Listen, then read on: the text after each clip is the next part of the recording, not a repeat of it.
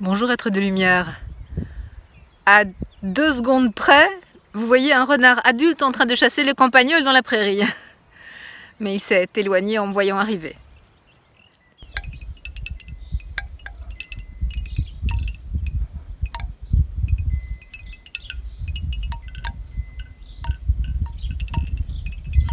La prime vert officinale, surnommée fleur coucou. Le coucou a longtemps été une plante médicinale et magique. On croyait qu'à la nouvelle lune, le fait de se promener avec une ombelle de prime vert à la main augmentait les chances de trouver un trésor. Donc elle améliore la discrimination, la capacité de faire des choix, la clarté d'esprit, la lucidité. Elle contient toute une série de principes actifs qui permet de se débarrasser des mucosités qui subsistent dans les bronches à la sortie de l'hiver. Excellente plante expectorante. Elle inhibe les inflammations et favorise la détoxification de l'organisme par la lymphe et les reins. Elle soulage le système vasculaire, renforce le cœur et produit un effet tranquillisant. Nous utilisons une cuillère à café de fleurs, idéalement séchées. Nous pouvons l'utiliser aussi sous forme de vin chaud. Nous préparons du vin blanc dans une casserole avec 2 poignées de prime vert. Ce vin chaud est supposé clarifier les idées. Lorsque nous prélevons une plante, veillons à ce qu'il y en ait assez tout autour. Certaines années, la prime vert officinale est assez rare, donc évitons de la prélever. Cette année, elle est particulièrement abondante. Ne nous privons pas. Faisons attention de ne pas arracher la racine. Prenez un couteau très bien aiguisé et demandez l'autorisation à la plante. Remerciez-la également pour les bienfaits qu'elle vous procure. Comment faire en 10 minutes pour avoir le cerveau affûté?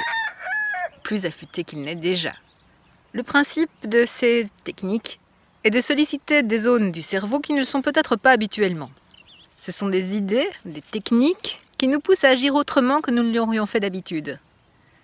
Et donc qui provoquent notre imagination, notre créativité et qui nous obligent à nous adapter. Première idée, mais que vous connaissez probablement, étudier le dictionnaire 10 mots par jour ou 10 mots de vocabulaire étranger. Ça a fait ses preuves. Mon arrière-grand-père faisait ça, il connaissait 8 langues parfaitement. Quand vous vous rendez au travail, au magasin, où que vous vous rendiez, il est intéressant d'emprunter toujours une autre route. Une route différente de celle dont vous avez l'habitude et sans GPS. Ça vous poussera au-delà de vos limites, au-delà de la boîte dans laquelle vous évoluez habituellement. Vous pouvez aussi vous déplacer dans une pièce les yeux fermés. Il s'agira de créer une carte mentale de la pièce, mais une carte mentale non pas visuelle, mais olfactive, auditive, tactile. Essayez de vous souvenir du contenu de la pièce autrement que par son image.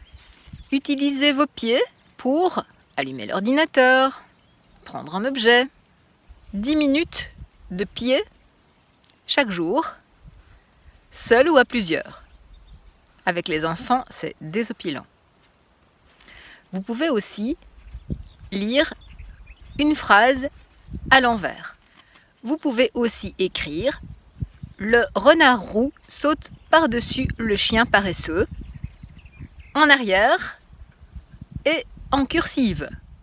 Une autre idée serait d'inverser les mains lorsque vous vous lavez le matin. La main qui tient le savon, c'est l'autre.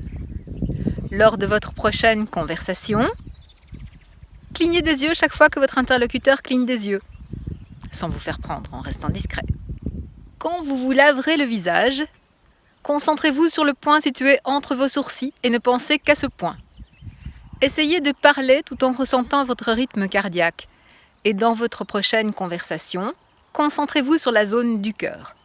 Notez les émotions qui surviennent à ce moment-là.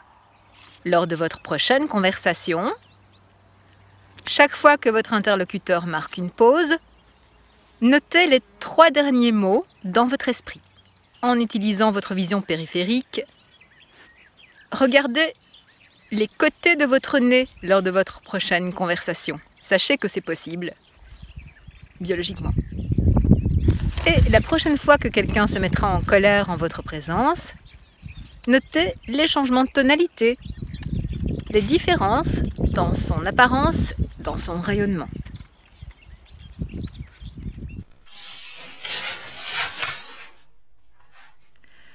Ces gens aux dons de guérisseurs n'ont pas étudié la biochimie ou la pathologie, mais ils possèdent un autre pouvoir.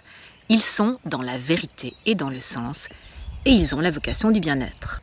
Les rencontres avec les autres sont des expériences, et les expériences sont des relations éternelles.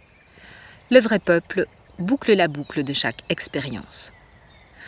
Nous ne la laissons pas s'effilocher, inachevée, comme le font les mutants, c'est-à-dire le monde tel qu'il tourne maintenant.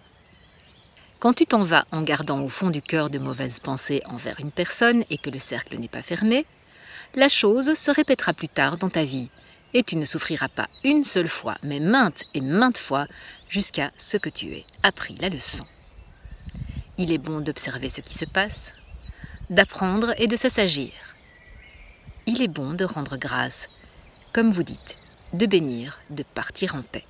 Les membres de la tribu croient que ce qui s'inscrit véritablement en nous est ce que nous ressentons du point de vue émotionnel.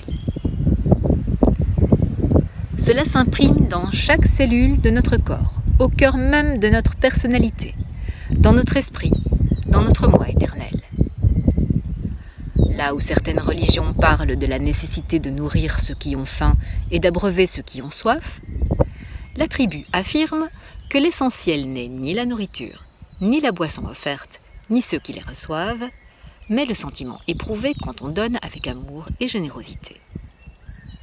Donner de l'eau à une plante ou un animal mourant, ou leur prodiguer des encouragements, éclaire autant notre connaissance de la vie et de notre Créateur que le fait de s'occuper d'une personne qui a faim. L'action n'est qu'une voie grâce à laquelle le sentiment, l'intention peuvent s'exprimer et être expérimentés. Le vrai peuple pense que nous ne sommes pas des victimes de la maladie par hasard et que notre corps physique est le seul moyen que possède la conscience éternelle en nous de communiquer avec notre personnalité consciente. Quand l'activité du corps ralentit, nous devenons capables de nous observer, d'analyser les blessures vraiment importantes qu'il nous faut réparer. Relations détériorées, brèches dans nos systèmes de croyances, noyaux de peur, fléchissement de notre foi envers le Créateur, endurcissement excessif et incapacité à pardonner, etc. Je ne crois pas que le vrai peuple se montre surhumain dans sa façon d'aborder et de traiter la maladie et les accidents. Je crois sincèrement que tout ce qu'il fait peut s'expliquer par l'analyse scientifique. Mais nous nous efforçons d'inventer des machines pour mettre en œuvre des techniques, tandis que le vrai peuple prouve que l'on peut parvenir au même résultat sans le moindre fil électrique. L'humanité erre et se débat, mais sur le continent australien, les techniques les plus sophistiquées coexistent à quelques milliers de kilomètres de distance, avec de très anciennes méthodes capables de sauver des vies depuis des millénaires. Peut-être les deux extrêmes se rejoindront-ils un jour pour former un cercle parfait de connaissances.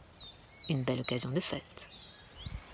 D'ici la joie d'être à nouveau de l'autre côté de l'écran avec vous, je vous souhaite des oiseaux, des fleurs, des rivières claires. D'ici la fois prochaine.